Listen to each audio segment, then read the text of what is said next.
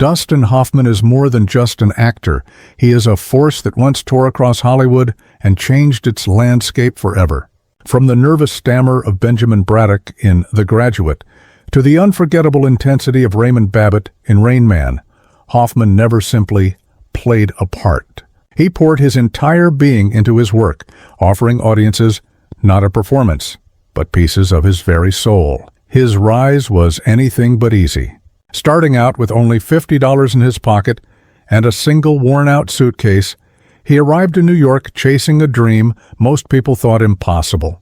What followed was a climb from near invisibility to the highest peaks of the film world. The awards, the ovations, the golden statues, they all came. But behind the shine was another story: sleepless nights, illnesses, and private demons that etched scars he carried silently. And now at 88, even with decades of triumph behind him, the quiet shadows of age remain. If Dustin Hoffman's films have ever made you laugh, cry, or reflect, consider this a small tribute to the man who gave so much of himself to his art. Hoffman's story begins on August 8, 1937, in Los Angeles, California. America was still recovering from the Great Depression, and his family lived under its weight. His father, Harry Hoffman, once worked at Columbia Pictures as a prop supervisor, but lost that position when the economy collapsed. Reduced to selling furniture, Harry struggled to keep the family afloat. His mother, Lillian, was a talented jazz pianist, but her gifts never blossomed into a career. Instead of concert halls, her music filled a small house lined with boxes, short leases, and the sense that nothing was ever permanent. Dustin grew up in the shadow of his older brother Ronald, who seemed to shine at everything. Dustin, by contrast, didn't speak until age 3, frightening his parents. When words finally came, they came quietly, almost apologetically. He was slight of build, covered in braces and acne as a teenager. "I was never the handsome one," he admitted later.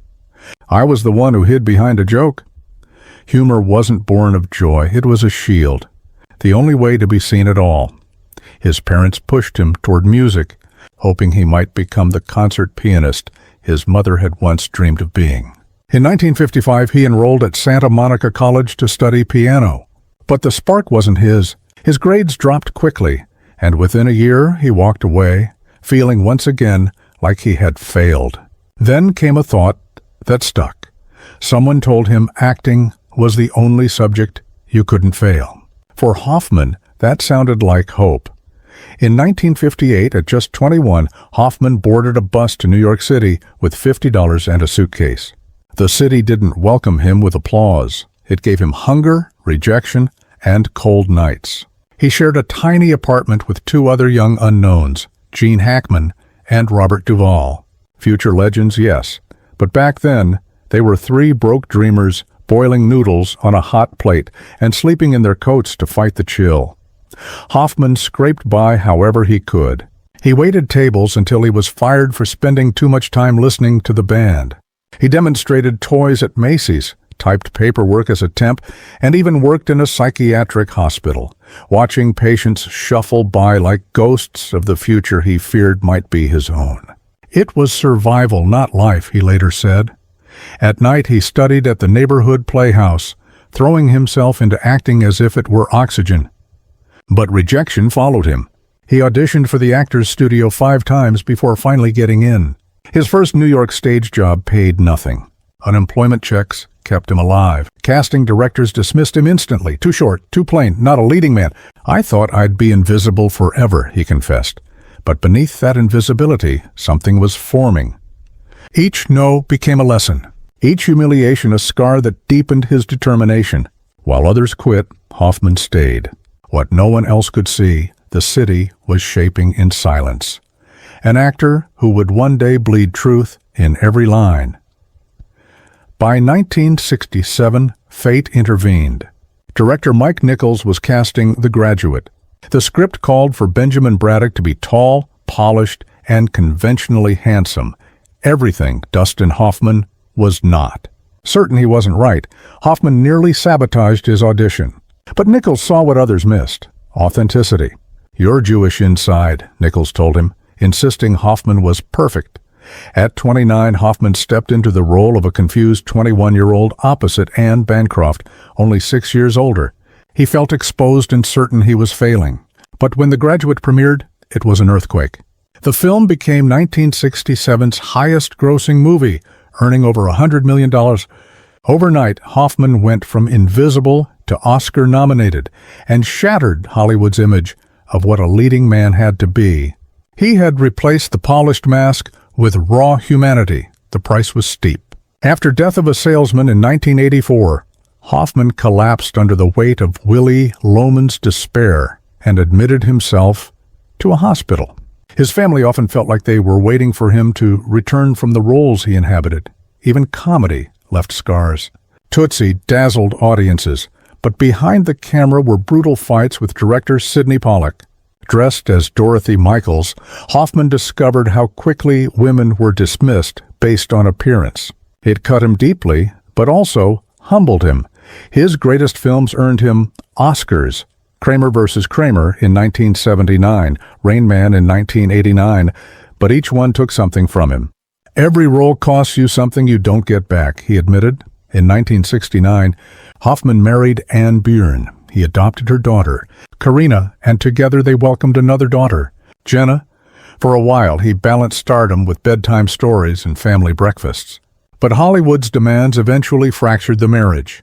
By 1980, it ended with a $4.5 million settlement. The irony was painful. Just a year after audiences wept with him in Kramer vs. Kramer, his own marriage was crumbling. That same year, he married Lisa Gottsagen, a woman he had known since childhood. Together they built a life filled with laughter and 4 children, Jake, Rebecca, Maxwell, and Alexandra. This time, Hoffman chose presents, school runs, plays, cheering from the stands. In 1984, he even turned down a role in Ghostbusters to be with his family. His son Jake later said, "That's when I knew he was dad first." In 2023, father and son appeared together in Sam and Kate. "It was surreal," Hoffman said, "the sweetest echo of my life." In 2013, Hoffman faced cancer. He kept the details private, choosing to drive himself to treatments instead of relying on limos. "I needed to feel normal," he said. Surgery, radiation, chemotherapy. He endured them all with Lisa and their children by his side. It wasn't his first brush with shadows. His method acting had long taken a toll, but this battle was different. When you're told time might be shorter than you thought, everything sharpens, he reflected. Applause doesn't matter. Being at the table does. For decades, Hoffman lived by the ocean and Malibu's broad beach in a glass-walled home, often valued at $10 to $115 million. But even there, erosion gnawed at the foundations, a reminder that nothing is permanent. He once invested in a Hollywood Hills project valued around $7.5 million only to see it collapse into bankruptcy. Not every script gets a standing ovation. Not every venture succeeds. His fortune, estimated between $50 million and $100 million, is fueled largely by residuals from classics like The Graduate, Rain Man, and Kramer vs. Kramer. Even the 1949 Buick Roadmaster from Rain Man once sat in his garage before being auctioned off. And yet, Hoffman's true wealth isn't measured in dollars. It lies in his family, his survival, and the legacy of empathy he carved into cinema. Today, Hoffman lives quietly in Los Angeles with Lisa.